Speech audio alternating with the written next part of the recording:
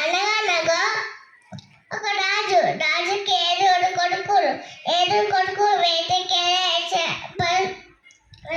తీసుకొచ్చాడు. అన్ని చేపలు ఎన్నేకన్నా ఒక చేప ఎండాడు.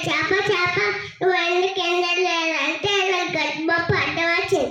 గడ్డిపప్పు ఎందుకు అడ్డం వచ్చావంటే నన్ను ఆగు మెయ్యలేదు. ఆగు నువ్వు ఎందుకు మెయ్యలేదు అంటే చీతగాడు మెత్తయ్యలేదు. చీతగాడు నువ్వు ఎందుకు మెత్తయ్యలేదు అంటే బువ్వ పెట్టలేదు. నువ్వు ఎందుకు బువ్వ పెట్టలేదంటే పిల్లవాడు వేస్తున్నాడు. పిల్లవాడు ఎందుకు వేస్తున్నావు అంటే చీమ కుట్టింది. చీమ నువ్వు ఎందుకు కుట్టావంటే నా బంగారు పుట్టలు పెట్టి కుట్టానా అన్నది.